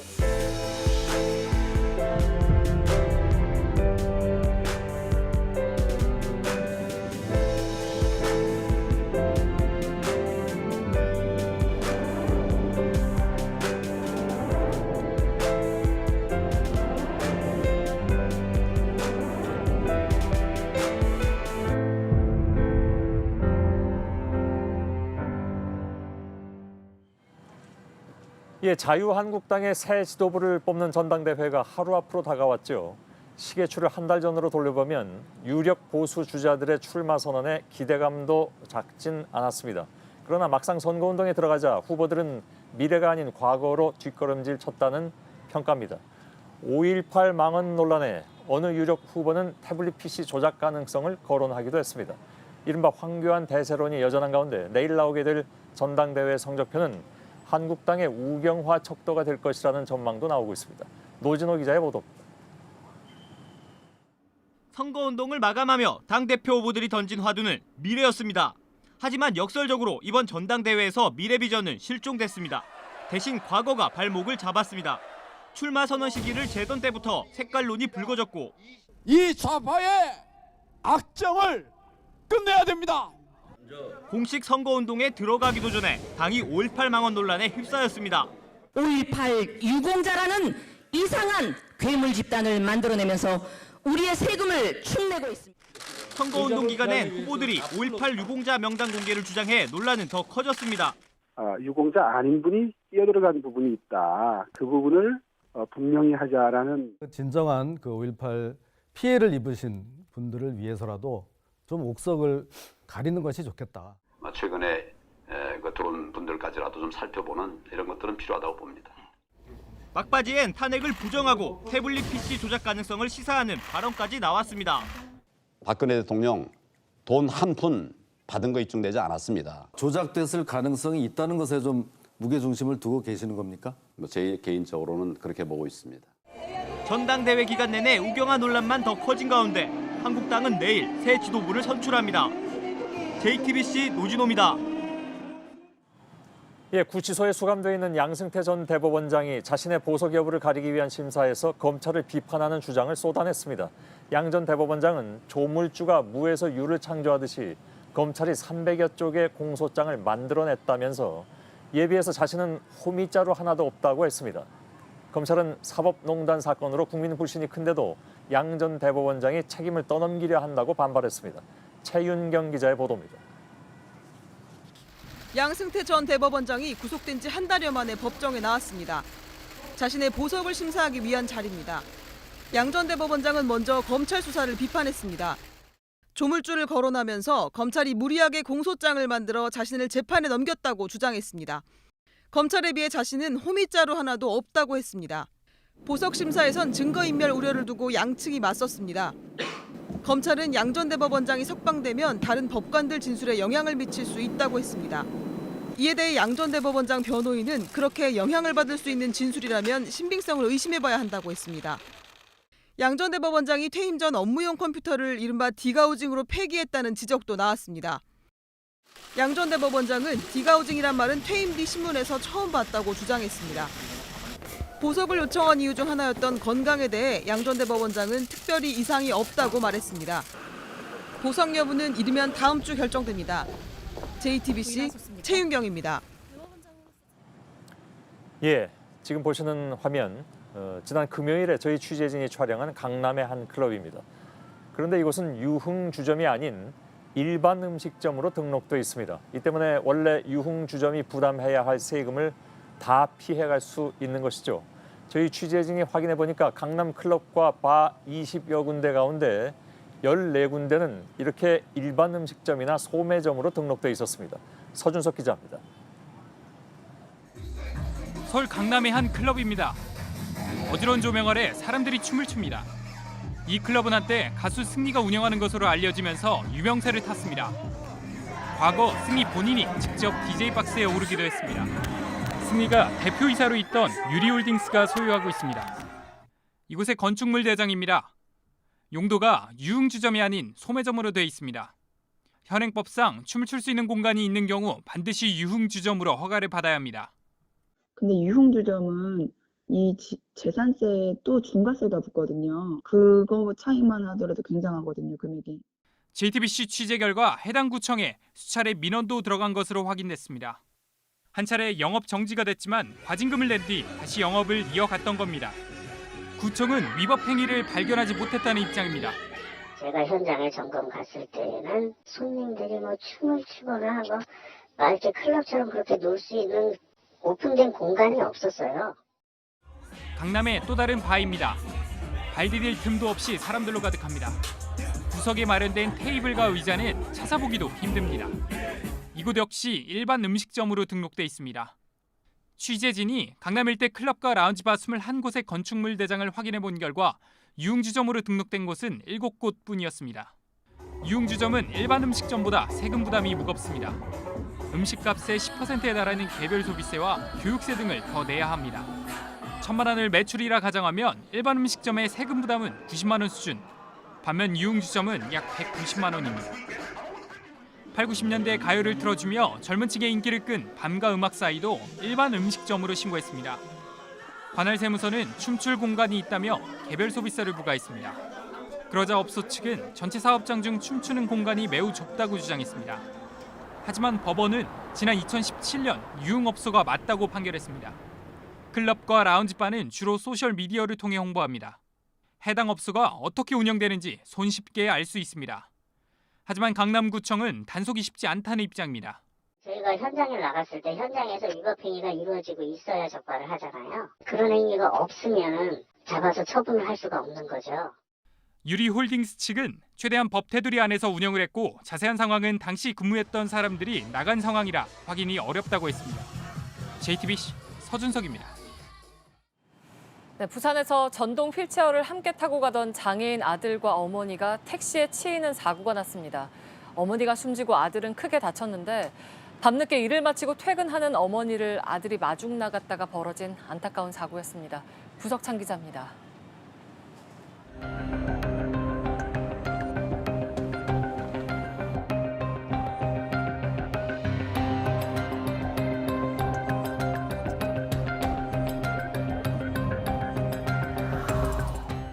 비극이 일어난 건 오늘 새벽 0시 10분쯤입니다. 좌회전을 하던 택시가 오르막길을 오르는 전동 휠체어를 치었습니다. 손 씨가 밤늦게 청소일을 마친 어머니를 마중 나갔다 벌어진 일입니다. 전동 휠체어에 탄 손 씨는 고단한 어머니를 무릎에 앉힌 채 주행하고 있었습니다. 어머니 67살 이모 씨가 숨지고 아들 44살 손모 씨는 크게 다쳤습니다. 사고가 난 삼거리입니다. 가파르고 굽은 도로 구조여서 교통사고 위험이 높았던 곳입니다. 밤엔 신호등도 거의 꺼져버립니다. 어둡고 A필러 앞 차체 이제 조금 가리고. 손 씨는 지체장애 5급, 어머니 역시 4급 청각 장애인이었습니다. 아버지는 3년 전 세상을 떠났습니다. 벌어서 아들 챙겨야 되니까 상황이 끝나고 나서 목욕도 시키려고 데려오시는 것 같기도 하고 하더라고요. 현행법상 전동 휠체어는 보행자로 간주되지만 인도엔 장애물이 많아 도로에 내려서는 경우도 있어서 언제든 사고가 날 수 있다는 지적입니다. JTBC 구석찬입니다. 네, 향수 대신에 바디미스트를 쓰는 소비자들이 늘고 있습니다. 그런데 이니스프리 등 유명 브랜드 제품에서 알레르기를 일으키는 화학 물질이 나왔습니다. 하지만 업체들은 여전히 판매를 하고 있습니다. 아직 금지법이 통과되지 않았다는 게 이유입니다. 송승환 기자입니다. 수분을 공급해주고 향기도 나는 바디미스트. 요즘처럼 건조할 때 몸에 많이 뿌립니다. 피부에 직접 닿는 데다가 코를 통해 몸속으로 들어갈 수도 있는데 유명 브랜드 4개 제품에서 알레르기를 일으키는 HICC 성분이 나왔습니다. 향을 내기 위해 넣는 화학물질인데 피부에 직접 닿으면 피부염을 일으킬 수 있고 들이마시면 호흡기 질환도 생길 수 있습니다. 유럽연합에선 오는 8월부터 화장품에 HICC를 못 씁니다. 식품의약품안전처도 사용 금지 조치를 하겠다고 지난해 10월 행정 예고를 했습니다. 하지만 업체들은 HICC를 쓴 화장품을 판매 중단하거나 리콜할 계획이 없다고 합니다. 아직 법이 만들어지지 않았다는 겁니다. 소비자들은 불안해합니다. 네네, 향수 대신에.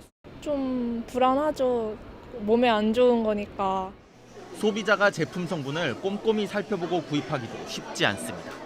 향료 성분명을 나열한다고 해서 소비자들이 그 성분이 알레르기를 유발하는 향료라는 부분을 인지할 수가 없습니다. 소비자가 알아보기 쉽게 성분을 표기해야 한다는 지적입니다. JTBC 송승환입니다. 네, 프로스포츠에 몸담고 있는 여자 선수 10명 가운데 4명꼴로 성폭력 피해를 경험한 적이 있다는 조사 결과가 나왔습니다.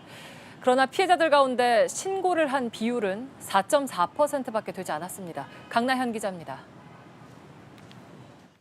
고교 시절부터는 상습적으로 성폭행을 당했다면서 고소장을 낸 사실이 고등학교 시절부터 4년 동안 코치에게 성폭행을 당했다는 이 전직 유도 선수는 그동안 주로 언급된 스포츠계 성폭력 피해자는 잘 알려지지 않은 아마추어 종목, 그리고 어린 학생 선수인 경우가 많았습니다.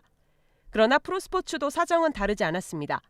정부가 처음으로 축구와 야구, 농구, 배구, 골프까지 5개 분야 프로스포츠 종사자에게 성폭력 실태 조사를 했더니 선수 6명 가운데 1명꼴로 피해를 호소했습니다. 성별을 나눠서 보면 여자 선수는 10명 가운데 4명꼴인 37.7%가, 남자 선수는 5.8%가 해당됩니다. 가해자가 누구냐는 질문에는 코칭 스태프와 선배 선수가 1, 2위를 차지할 정도로 권력 관계에서 이어진 성폭력이 두드러졌습니다.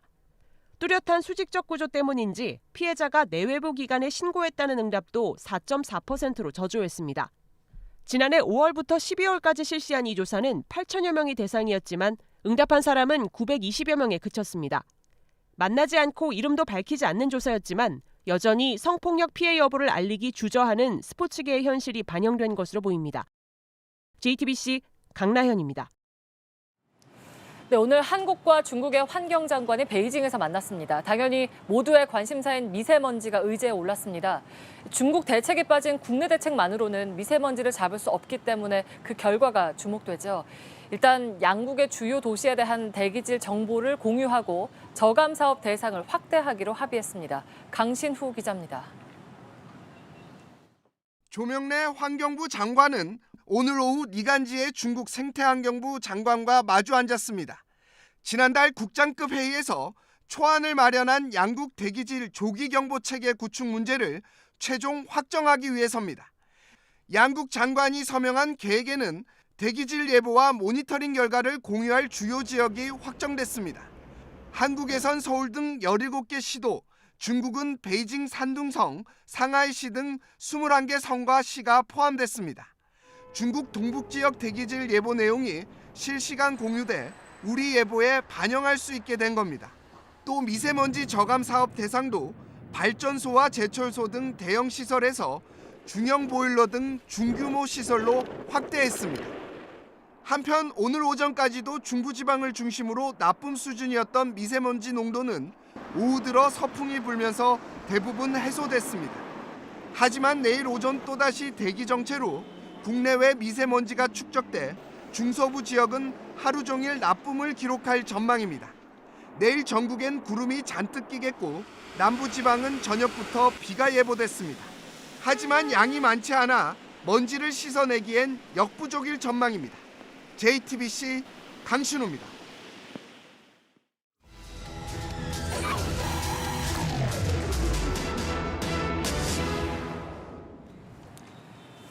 네, 요즘 대학가에선 졸업식이 한창입니다. 학사모 쓰고 꽃다발 들고 찍는 기념사진은 빼놓을 수 없는 졸업식 풍경이죠. 그래서 이맘때만 되면 좋은 자리에서 꽃다발을 팔기 위한 경쟁이 치열합니다. 문제는 도를 넘어선 일부 업자들의 행태입니다. 밀착 카메라 구혜진 기자입니다.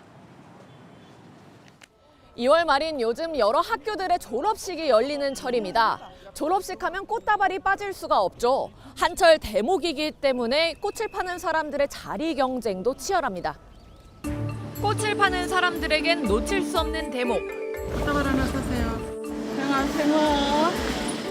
손님들의 눈에 띄기 위해 꽃들을 진열합니다. 지나가는 차를 향해 꽃다발을 들어 보입니다. 자리를 차지하기 위한 경쟁은 전날부터 시작됩니다. 졸업식을 하루 앞둔 대학가. 지하철 출입구에 철조망과 책상을 쇠사슬로 묶어뒀습니다. 가로수와 전봇대마다 철조망이 묶여 있습니다. 가로등과 가로수를 쇠사슬로 이어 자리를 표시하기도 합니다. 자물쇠까지 채워져 있어 철거도 어렵습니다. 빨래 건조대와 좌판 등 부피가 많이 차지하는 물건을 쇠사슬로 전봇대에 단단히 묶어뒀습니다. 같은 장소에 각기 다른 2개의 꽃집 상호가 적혀 있는 등 그냥 적어두기만 해서는 자리가 보장되지 않기 때문입니다. 좋은 자리를 둘러싼 경쟁도 치열합니다. 임시 좌판들이지만 자신의 자리라고 주장하는 사람도 있습니다. 먼저 자리 잡은 사람이 있는데 딴 사람 자기가 했던 자리라고 하니까 싸움을 부는 거죠. 욕설과 싸움으로 이어지기도 합니다. 자리를 차지한 사람에게 욕설을 써놓기도 합니다. 자리가 장사가 잘 되는데 더 심해요. 욕하고서 막 집어던지고 난리도 아니었어요. 길 위에 직접 자신들의 상호를 써둡니다. 보도블록 곳곳에 꽃집 이름이 진하게 쓰여 있습니다. 이쪽에 보면 화단에도 2019년 올해 연도와 꽃집 상호가 적혀져 있는데요. 이쪽으로 다시 와보시면 지난해, 그러니까 2018년에 자리를 맡기 위해서 써놓은 메모가 아직도 지워지지 않고 남아 있습니다. 졸업식이 끝나도 글씨는 그대로 남아 있습니다. 또 다른 학교도 상황은 마찬가지. 일부 업자들은 학교 안까지 들어와 꽃을 팝니다. 주차장에도 꽃 판매업자들이 펼쳐둔 의자들을 볼 수 있습니다. 새벽에 와서 이렇게 해놓고 간 건데요. 다 철거할 겁니다. 일부 업자들이 진입로까지 선점하면서 인근 상인들도 피해를 호소합니다. 진입로를 비워달라는 안내를 붙이고 신고까지 해봐도 소용이 없단 겁니다.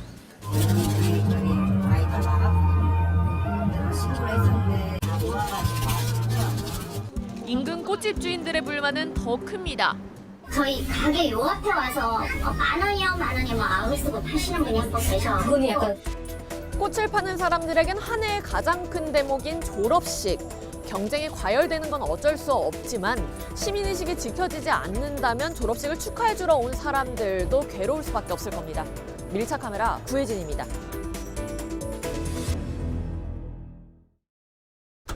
주방의 불이 달라져도 섬세한 불 조절은 여전히 중요하니까.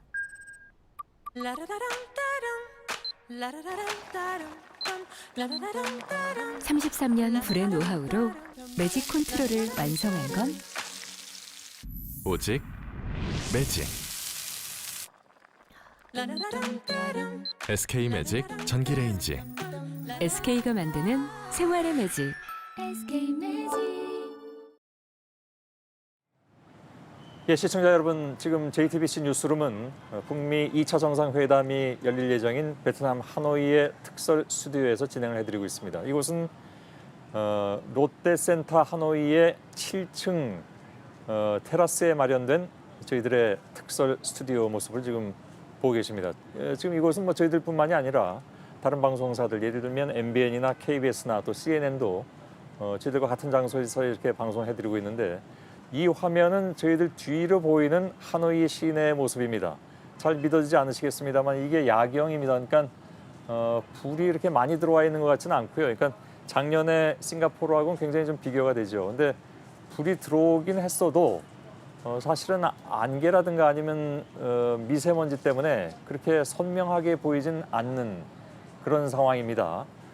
자, 계속해서 김정은 위원장의 숙소인 멜리아 호텔을 다시 한번 좀 연결을 할 텐데, 저희들이 저희 뉴스룸 시작할 때 전해드렸습니다만 여기 시간 오후 5시, 그러니까 서울 시간으로 7시경에 김정은 위원장은 자신의 숙소인 멜리아 호텔을 떠나서 불과 차량으로 한 3, 4분 정도 거리인 북한 대사관을 다녀왔습니다. 1시간 정도 머물렀고요. 그리고 곧바로 다시 이제 자신의 숙소로 돌아온 상태인데, 박현주 기자가 지금 호텔 앞에 여전히 지키고 있습니다. 자, 여전히 호텔에 머물고 있는 거죠. 뭐 이 시간에 나갈 리는 없는 것 같습니다.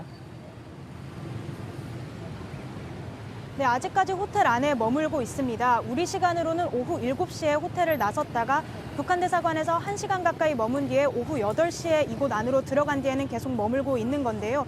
그 김정은 위원장을 태운 차량이 이곳 호텔을 드나들 때마다 이 펜스가 열렸다 닫혔다를 반복을 하고 있습니다. 제가 오늘 하루 종일 김 위원장을 태운 차량의 동선을 봤더니요, 이 호텔에 들어갈 때는 이쪽 부분의 펜스를 이용을 하고요, 나갈 때는 아까 김태형 기자가 서 있던 저 반대편 펜스를 이용해서 드나드는 것을 볼 수가 있었습니다. 북한 대사관이 이곳으로부터 거리가 1.5km, 그러니까 차로는 3, 4분밖에 걸리지가 않는 가까운 위치에 있기 때문에 신속하게 비교적 일정을 마무리하고 돌아온 것으로 보이는데요. 아직까지는 밤 일정이 추가로 있을 가능성도 배제를 할 수가 없습니다. 지난해 싱가포르 정상회담 때 회담 전에 마리나 베이 샌즈 등 주요 관광지를 둘러본 적도 있기 때문에 취재진들이 아직까지도 이 김정은 위원장 숙소를 벗어나지 못하고 상황을 주시하고 있습니다. 예, 뭐 많은 분들이 기억하시겠습니다만 그때는 마리나 베이 샌즈 그 호텔 옆에 있는 식물원도 방문하고 그랬었습니다. 그래서 밤중에 갑자기 나가는 바람에 저희들도 방송을 마쳤다가 특보를 다시 편성해서 보내드리는 그런 상황이 연출되기도 했는데 글쎄요, 오늘은 뭐 느낌이긴 합니다만 순전히 또 다른 일정이 있을 것 같지는 않은데 그래도 혹시 모르니까 박현주 기자도 좀 지켜보길 바라겠습니다. 아까 왜 북한 대사관에서 1시간 정도 머물렀는데 그때 대사관 속에 안에서 어떤 얘기들이 오갔는지는 뭐 당연히 나오지는 않겠죠, 얘기들이 바깥으로. 네, 말씀하신 대로 김 위원장이 머무는 동안에 북한 대사관으로의 접근이 완전히 차단이 되어 있었기 때문에 정확한 논의 내용은 전해지지 않고 있습니다. 하지만 1시간 가까이 머물렀던 그 점에 미루어서 볼 때요. 김명길 북한 대사 등 직원들을 또 격려를 하고 또 회담 막바지 그 점검 상황을 확인했을 것으로 보입니다. 실제로 그 북한 대사관 방문에는 김정은 위원장의 최측근이 동행을 했는데요. 핵 협상을 이끌어갔던 김영철 노동당 부위원장과 또 의정 관련해서 담당을 해왔던 김창성 국무위 부장 그리고 김여정 노동당 제1부부장, 이용우 외무상 등이 동행을 했습니다.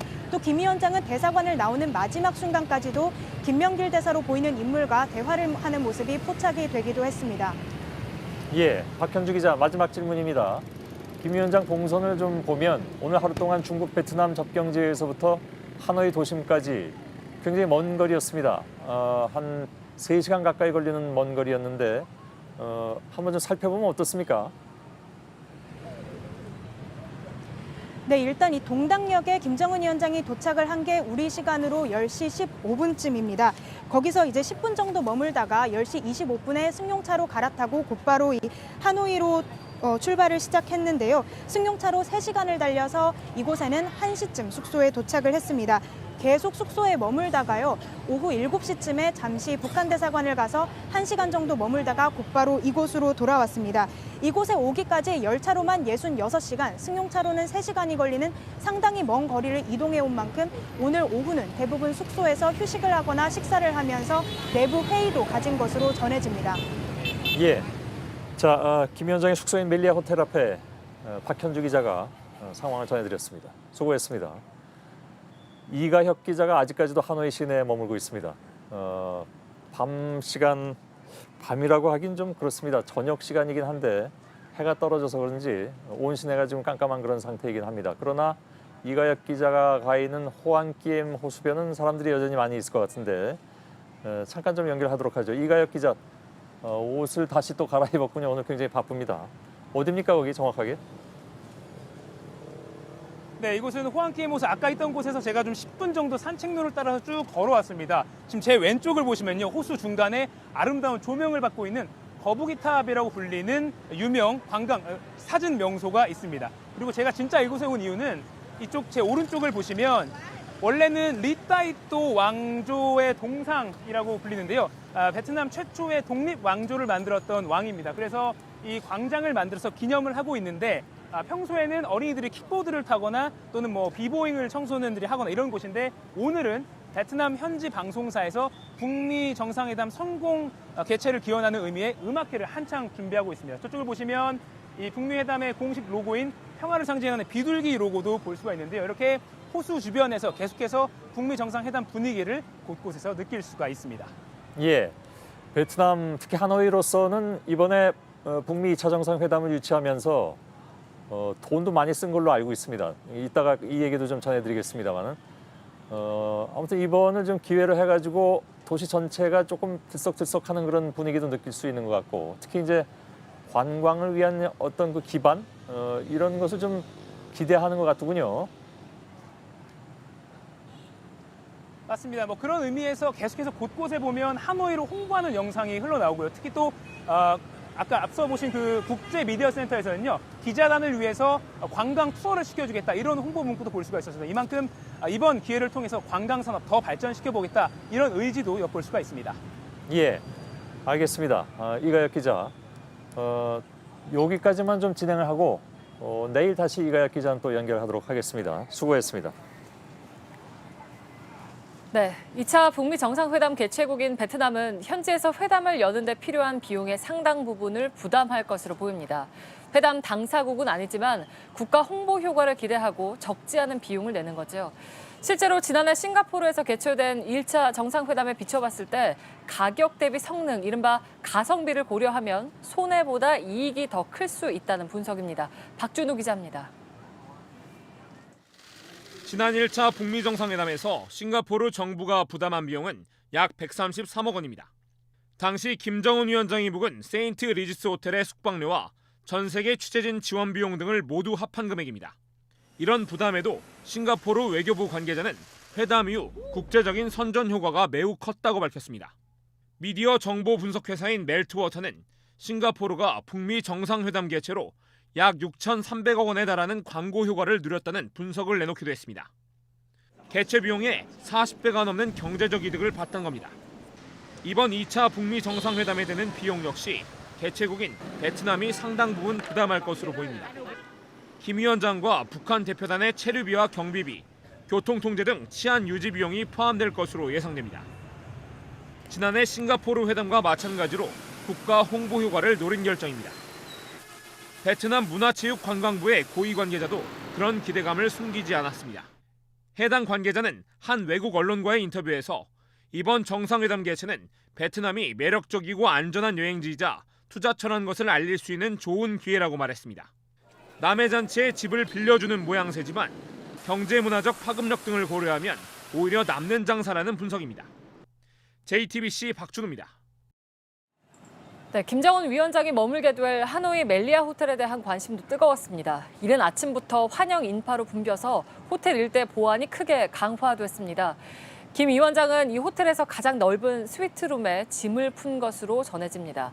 하노이 시내가 한눈에 들어오는 꼭대기층인데 저희 취재진이 내부 영상을 입수했습니다. 임지수 기자입니다. 하노이 멜리아 호텔 스위트룸입니다. 널찍한 침실과 욕실이 눈에 띕니다. 하얀 커튼을 열면 하노이 시내가 한눈에 들어옵니다. 호텔 직원들이 김 위원장의 방문을 앞두고 방 곳곳을 청소하는 모습입니다. 일반 객실 2~3개를 합친 크기로 이 호텔에서 가장 넓은 방입니다. 바와 응접실도 갖추고 있습니다. 김 위원장은 북미 회담 기간에 이곳에 머물며 휴식을 취할 예정으로 알려졌습니다. 호텔 앞은 김 위원장 환영 인파로 종일 붐볐습니다. 이른 아침부터 김 위원장을 기다린 시민들은 저마다 휴대폰에 역사적인 순간을 담았습니다. 김 위원장이 호텔에 도착한 당시엔 투숙객들조차 방에서 나오지 못하게 통제할 정도로 보안이 강화됐습니다. 호텔 앞 도로는 전면 통제됐고 좌우 수십 미터 일대가 철제 펜스로 가로막혔습니다. 근처 식당은 보안 문제를 이유로 이번 주 장사를 쉰다는 안내문을 내걸기도 했습니다.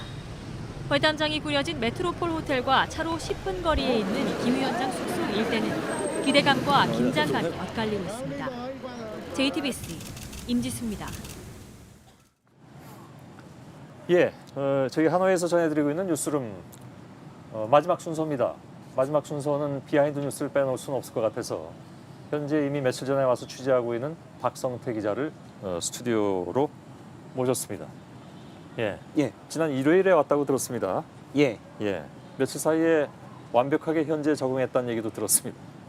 예, 현지화를 위해서 알았습니다. 현지화했습니다. 첫 번째 키워드는 뭐 저희가 오늘 따로 화면을 준비할 수가 없기 때문에 말로 하죠. 첫 번째 키워드는 뭡니까? 네, 첫 번째 키워드는 지금 이제 서울에서 준비한 화면이 있는데요. 바로 취소된 동거입니다. 이 준비가 됐군요. 예, 알겠습니다. 취소된 동거. 누구의 동거입니까? 취소된 게? 김정은 위원장과 미국 프레스센터에, 그러니까 미국 기자들이 하마터면 같은 호텔을 쓸 뻔했습니다. 오늘 김정은 위원장이 하노이에 도착해서 맨 처음 찾은 곳은 숙소인 바로 멜리아 호텔입니다. 지금 경계가 삼엄한 것을 볼 수 있고요. 저렇게 바로 옆인데 제가 오늘 낮에도 갔다 왔는데 장갑차가 있기도 합니다. 이곳은 북한 관료들이 베트남에 올 때마다 주로 찾아서 처음부터 유력한 김정은 위원장의 숙소로 꼽혔었는데 기자들이 그러면서도 자신할 수 없었던 게 바로 저 멜리아 호텔에 미국 기자들의 프레스센터가 있었던 겁니다. 그러니까 김정은 위원장과 미국 기자들이 한 호텔에서 묻거나 또는 같이 있는 거는 좀 어색하지 않냐.